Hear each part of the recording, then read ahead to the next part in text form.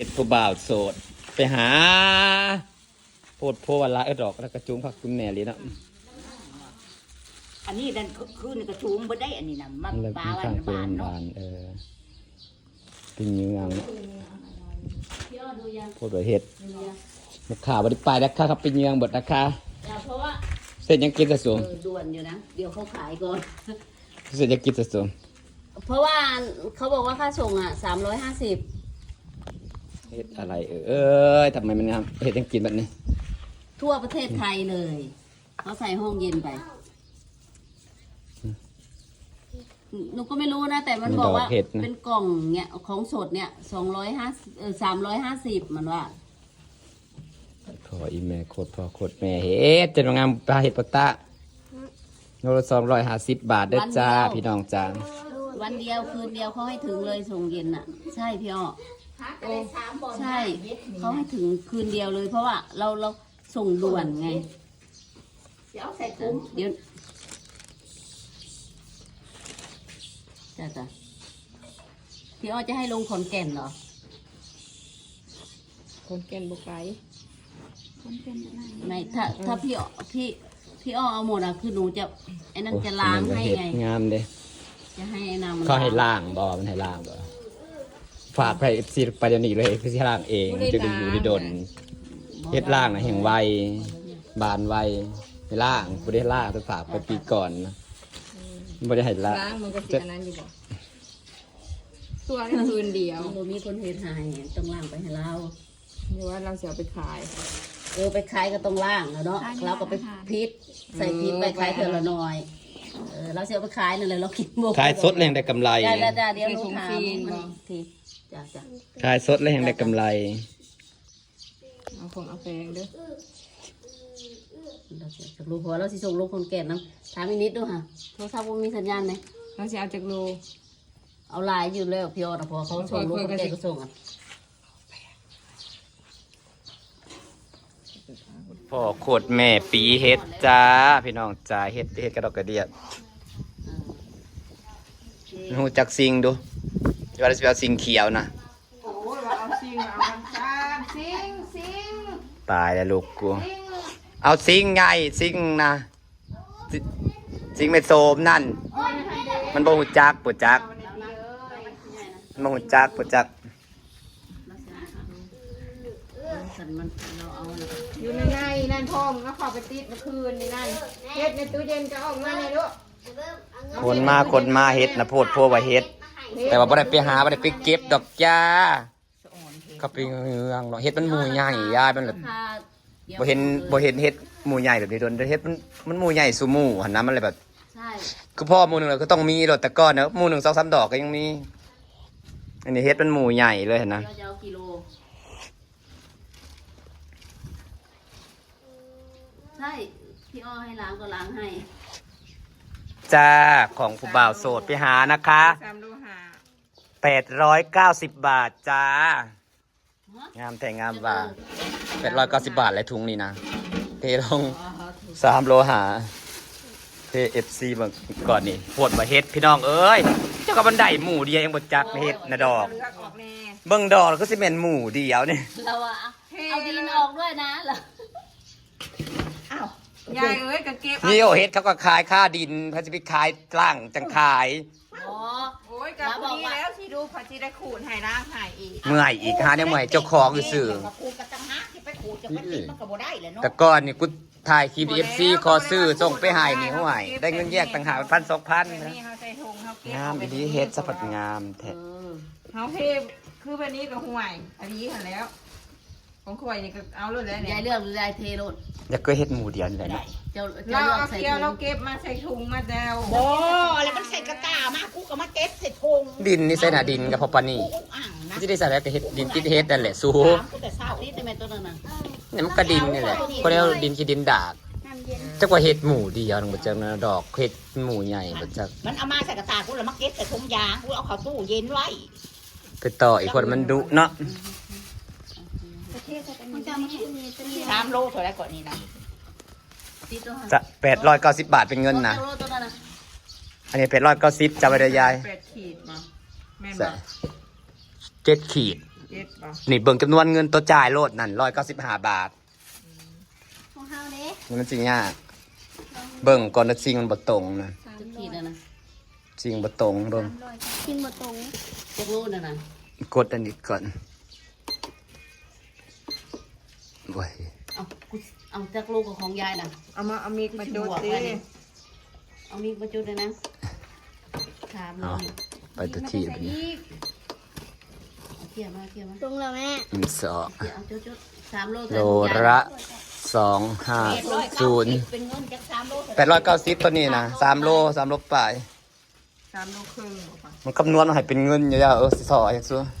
3 โลครึ่ง อ่ะเพชรของไอตีนะ ได้ไล่กิโลให้เรา 3 โลเท่าไหร่เด้อ เอาสิ สุพ่อมันจังหนักตีเอาเห็ดขุมใส่ 1.2 โล310 บาท กูเลือกก่อนนะกู 310 บาท ก้อน ก็ให้ มันขีดินเมื่อคืนนี่ดิ อันนะ จะสู้มันไหมซีนี่นะ เอามาติดของกันนะ ต้องเปิดออกเนาะออกก่อนเตียงบ่อยากอยู่ซื่อ โคตรคุ้มอ่างกว่าเตียงมึงอยู่ซื่อๆอีกแล้วบาท ๆเตียบ่มันพวกนี้เตียงนี่มันพอไอ้ตาสร้างอันนี้นะมันต้องอันนี้ได้ไง เป็นแป้ง ตาสร้างนี่มันต้องตรงมันบ่ตรงมันสิเครืออันนี้ แล้ว พูดสักคนจังล่าง ล่างรถเราก็หู้อยู่ดอกเขาซื้ออันมันสิรูปแนวใด อ่ะ ของกับตามราคากิโล เห็นบ่ ตัวเขาตีถึงแล้วให้ล่างให้ เอาล่างมันก็ละนั่นมันก็ออก ล่าง เนาะ ให้เรา คนละเตียงบ่เตียงไม่ไผ่ ซื้อให้ เตียงไม่ไผ่มันไม่ตรงจะหนูค่ะ โอ้ยก็เอา ตั้งมันตรงนะ เอาตรง ครับ ต นี่ รงเลยดิมึง อีหลีคันบ่ตรงมันเลื่อนคันมันเอียงมันเป็นขีดอันนี้แล้ว ใส่ถุงติดใหม่เลยคุณเบิ่ง เอาลงไปติดอยู่ที่ดินพุ่นมีจังเที่ยงเลย ที่ติดใหม่เลยจ้ะ เกินไปหาขีด0.5 เอาลง ไปหา เอา ที่ ลง เอ็ด พุ่น กูเปิดกูอิ่มเด้ ยายเอาถุงเก็บใส่ เก็บถ่ายยังเอาพง มัน ยา สิ ง เพลงสุดแล้วสิ 3 มันได้ถ่ายรูปแป๊บนึง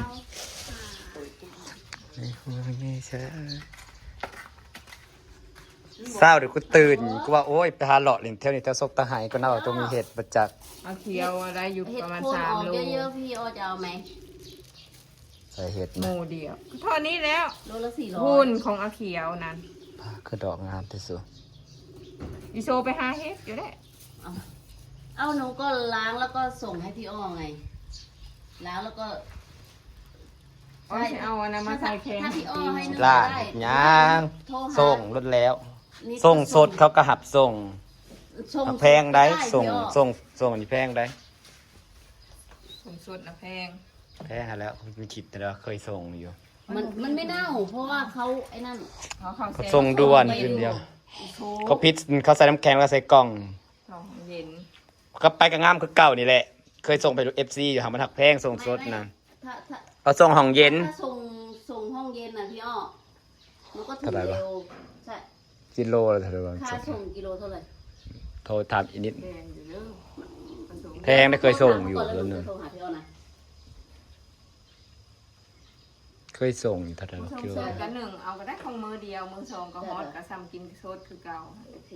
ส่งไปนี่ก็คือกันคืนเดียวหนึ่ง นอนจากพี่อ้อไม่ร้องไม่อะไรเลย ใช่ไม่ร้องเลย ส่งเล่าให้ก็ว่าอย่างอันนี้เฮ็ดแพทย์เสด็จนะเฮ็ดตรวจ วันนั้นหนูบอกว่าง ามๆด้วยจ้า คิ เฮ็ ถึ ด งมองหา สละเฮ็ดลูกน้องสละอยู่ใส่ขายไปเลย อันนี้ลูกค้าถึงไม่อ้อนะแนมมองหา ไปหอบไปเฮ็ดไปใส่ลืมบอกเคี้ยวได้เหวก่อนมันบ่มีโทรศัพท์ ลูกค้าไม่ได้ มันบ่มีโทรศัพท์กูว่าแหละ งานเลย มันก็เก็บเห็ดงามเนาะคนเห็ดมาใส่กระดกกระเดียแท้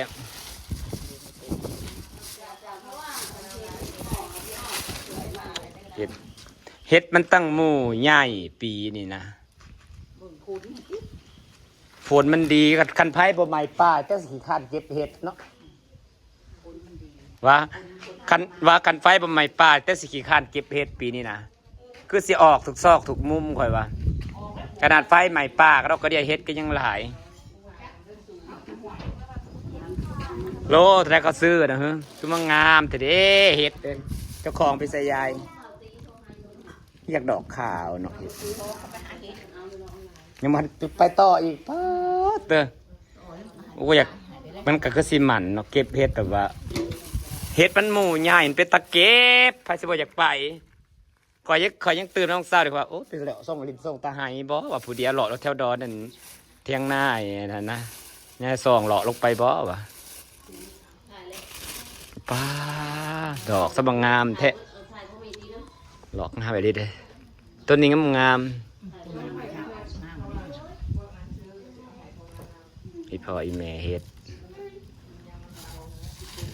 อันนี้นะเขาว่าเขาตีเป็นเห็ดบามีบาเป็นตุกชิ้นหนึ่ง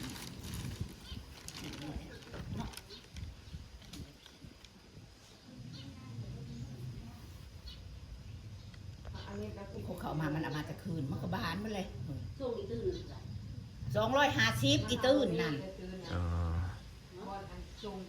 เฮ็ดมันหลาย210 ว่าส่งมาส่งยิงห้องเย็นนะไม่จะส่งเจนิดเนี่ยเนาะตื่น มันกัดมีแล้วมันกัดใช่มันเป็นโซ่ครับกับคำว่าห้องเย็นกับตะเลนอีกตึมชุดใหญ่กับเขาก็ฟิตใส่กล่องแล้วเขาใส่น้ำแข็งนี่แหละคือเดี๋ยวก็ห่อมันส่งด่วนเขายังเคยส่งปลาไปให้FCเลยนี่เป็นอย่างบ่อยบ่ต้องล่างนี่เอาจังเสียแล้วใส่กล่องโฟมแล้วก็ใส่น้ำแข็งไปแกะงามคือเก่าพ่อไอ้แม่เฮ็ดจนว่าเจ้างามเด้ ค่าส่งของนี่ไปกรุงเทพมันเท่าไหร่ สิส่งเฮ็ดปกติส่งเฮ็ดสด เฮ็ดหมูเป็นเฮ็ดใดๆ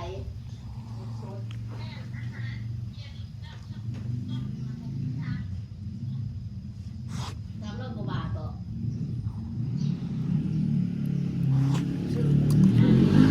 โอ้ยบอกมันเป็นเนื้อบ่เมื่อคืนน่ะยาย เคี้ยวไป เฮ็ดปลาเกียวตั้งงามอีหลีซะงามอีหลีปาดงามเด้เฮ็ดเด้ออีพ่ออีแม่งามแต่งามว่าผู้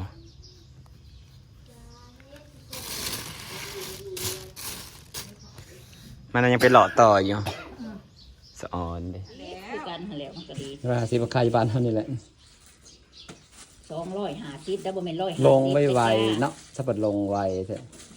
มันบ่ลงดอกเฮ็ดแต่เขาผู้ซื้อเขาลง เขาเก่งราคากัน เตรียมไปเอามีด แต่เขาไปขายเขายังบ่ฮู้ซ้ำเนาะ บ่เอาน้ำใส่รถแต่งเอาน้ำใส่แล้วก็เอามือ เอาน้ำใส่แทรกเกลือก่อน ขูดมันซ่า น้ำแทรกเกลือไว้ก่อนโลด เอามาตัวของกูน่ะกูใส่ถุงยางไว้ ใบใส่ตรงยางไว้ยายเขาสิลัก ใส่ถุงยางแล้วสิติดไหม ตัวขอไปใส่บ้านมาแล้วบอกแกก็เฮ็ดไปแกงในเด้อลูกน้องคนนี้จักมือ2-3มื้อไปขนหินเด้อสิวะ เฮ็ดเจ้าออกพุ่นแหละ ยืนให้เจ้าปวดยังนี้ ตื่นเต้นเฮ็ดไปยาย ตั้งแต่เช้าๆเฮ็ด โวแต่กับเฮ็ดลาย มาแต่เช้ามาทุ่มมันแบบทุ่มเจ้าใส่ถุงยางเอาเข้าตู้ย้าย ถุงอะไรของกูนะ บ้านเอาใส่ถุงยางเอาตู้อีกกูน่ะถ้าน้อยบ่หน้ามาทางนี้มาตรง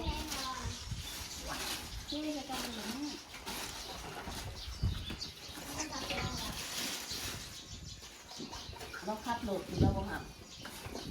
เราทันหดร้าน เฮ็ดทำไมมันสวยจังเลย อยากเก็บเด้ดิเพิ่นเป็นเยืองนะคะสะออนได้คอยพัดได้จัก3 ดอกกับคอยมาได้พัดมันหลดมันได้เก็บเฮ็ดที่ตะมูใหญ่ๆมันหลดปวดตีเจ้า ไปเลยนั่นแหละเฮ็ดเอามันก็จะไปอบนะ บ่เอาดอกเอาบานมันเพิ่น